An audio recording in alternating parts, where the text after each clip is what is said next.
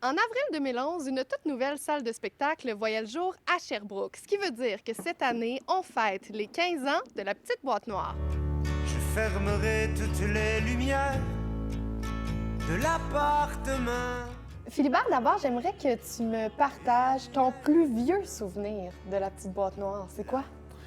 Eh bien, ça, c'était à l'époque du Loft sur la rue Albert. J'étais pas encore impliqué, là, j'étais juste spectateur. Je me souviens d'avoir vu Philippe B. qui commençait, là, tu sais, là, il commençait sa carrière solo. Dans le Loft, tu sais, c'était spécial parce qu'il n'y a pas de scène, les artistes jouaient directement à terre, mais dans mes plus vieux souvenirs, c'est pas mal celui-là. Puis c'était mémorable, là, Et la Philippe. Petite Boîte Noire a un peu eu 3 vies, finalement, dans ces 15 dernières années, hein? Ouais, il y a eu de l'action. On est des bons locataires, pourtant. Ouais, tu sais, le loft correspondait pas, disons, à certains critères de sécurité, tout ça. Puis, fait que, on a déménagé sur Wellington Sud. Et ce local-là, la bâtisse a pris feu en 2015.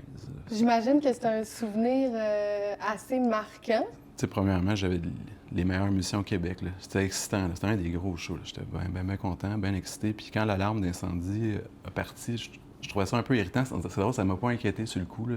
Fait que là, ça s'est passé de même, là, tu sais. Tout le monde sort, puis on a réalisé, OK, non, il y a de la fumée. Il y avait François Lafontaine, un claviériste légendaire, tu sais. Lui, il est retourné chercher ses keyboards, là, tu sais. Mais c'est ce qui a mené finalement à cette belle campagne de financement, à la nouvelle vie Ouais. ici de la Petite Boîte Noire. Ouais. Qu'est-ce qui fait, selon toi, que la Petite Boîte Noire, c'est un endroit qui est spécial puis qui est important à Sherbrooke? Je pense qu'on fait circuler quand même beaucoup d'artistes du coin. Fait qu'on contribue à la professionnalisation. Tu sais, il faut avoir un peu de rétention. Je pense que Sherbrooke, c'est quand même un pôle pour moi, là.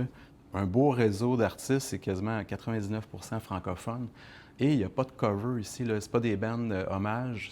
On encourage vraiment les créateurs. Puis c'est le genre d'artiste, souvent, j'ai l'impression, les artistes émergents qu'on va voir dans les bars, mais ici, c'est aussi accessible aux jeunes. Oui, effectivement. C'est comme c'est un OBNL. Notre permis, nous, d'exploitation, nous permet d'avoir des mineurs dans la salle. C'est une question qui m'est souvent demandée parce qu'on essaie de faire du développement de public avec des spectacles qui s'adressent un peu plus aux jeunes. Année anniversaire, j'imagine qu'il y a des choses qui sont prévues pour célébrer ces 15 ans-là cette année? Oui, absolument. Cette année, on va se faire une série 15e, puis d'aller chercher des artistes qui sont peut-être rendus ailleurs, mais que je sens que le lieu pour eux, ça a été marquant ou important pour eux dans leur développement. Philibert, merci beaucoup pour Ça me ton fait temps. plaisir.